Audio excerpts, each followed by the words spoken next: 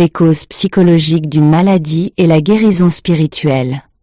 Le psychiatre suisse Carl Gustav Jung disait que, dans la vie, des questions surgissent telles que « Et pourquoi suis-je ici ?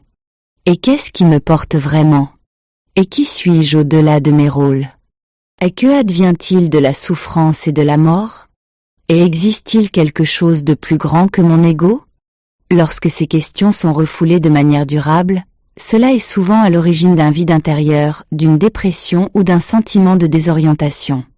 C.G. Jung considérait la psyché elle-même comme ayant une dimension spirituelle.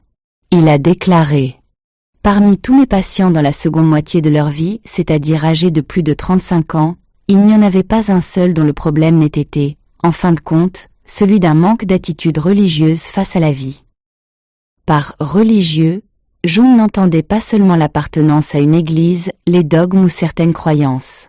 Il faisait plutôt référence au sens de la vie, à l'orientation intérieure, au lien avec quelque chose de plus grand, à une relation avec l'inconscient, à une dimension spirituelle de la vie. La guérison est donc un processus de plénitude, de recherche de sens, de réconciliation avec sa propre ombre, de rencontre avec soi-même. C.G. Jung mettait en garde tant contre une vision du monde purement matérialiste que contre une spiritualité qui devient une fuite devant ses propres problèmes. Il disait aussi, on ne s'illumine pas en imaginant des figures lumineuses, mais en prenant conscience de l'obscurité.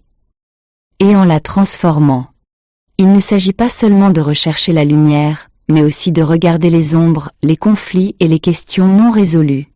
Pour Jung, la véritable spiritualité n'était pas une fuite du monde, mais une immersion plus profonde dans la réalité de sa propre vie. Rien n'arrive par pur hasard. Les événements sont considérés comme des effets reposant sur des causes. La maladie n'apparaît donc pas comme une punition, mais comme un retour d'information et une aide à l'apprentissage. Celui qui reconnaît et modifie les causes peut mettre en marche de nouveaux développements. Les qualités suivantes sont décrites comme favorisant la santé. Et honnêteté. Et courage. Et capacité à pardonner. Et patience. Et sérénité. Et responsabilité personnelle. Optimisme. Et gratitude. Et confiance. Les schémas négatifs tels que la rancœur, la jalousie, l'envie, l'amertume, le perfectionnisme ou l'autocritique permanente sont en revanche considérés comme des causes possibles de perte d'énergie et de maladie. Le chercheur russe en champ énergétique Sergueï L. Lazarev a découvert, à travers ses études et son expérience pratique, des liens entre les maladies et les antécédents psychologiques.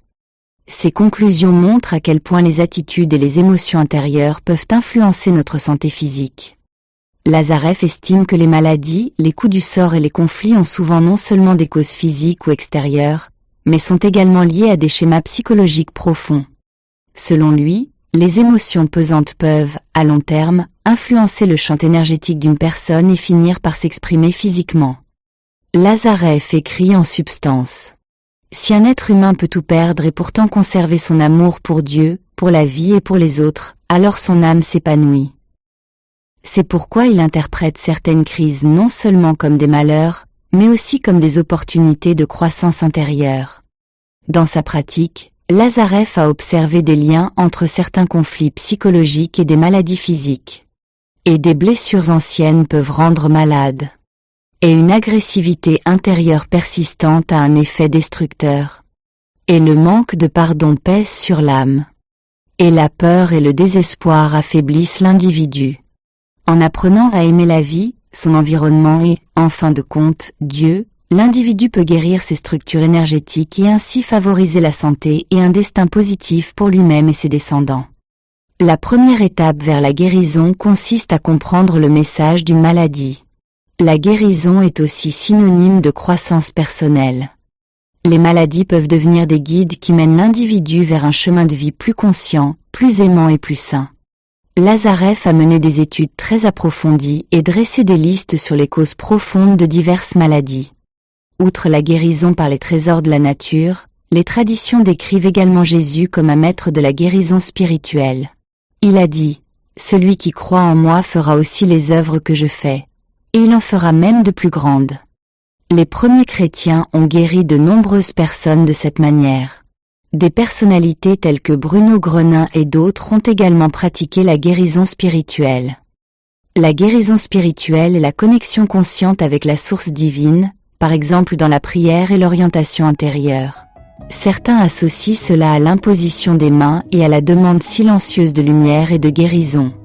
Il est utile de prononcer le nom de naissance de Jésus, Jéshua, ainsi que Ruah, le Saint-Esprit. Le changement ne se produit pas toujours immédiatement. Parfois, la guérison prend du temps et se déroule progressivement. La guérison spirituelle n'est pas une technique ou une simple méthode, mais plutôt un don lié à la croissance intérieure, au dévouement et à une vie en harmonie avec des valeurs supérieures.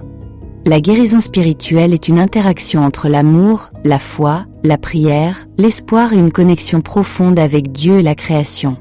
La guérison ne se limite pas au corps, mais englobe le corps, l'âme et l'esprit. Le véritable guérisseur ne guérit pas uniquement par des moyens extérieurs, mais éveille en l'être humain lui-même la confiance, l'espoir et le souvenir de sa force intérieure. L'amour est ici la plus grande puissance de guérison. Un exemple concret. Notre fille bien-aimée souffre d'hyperthyroïdie. Nous lui avons donné des médicaments pendant des années, malheureusement sans succès.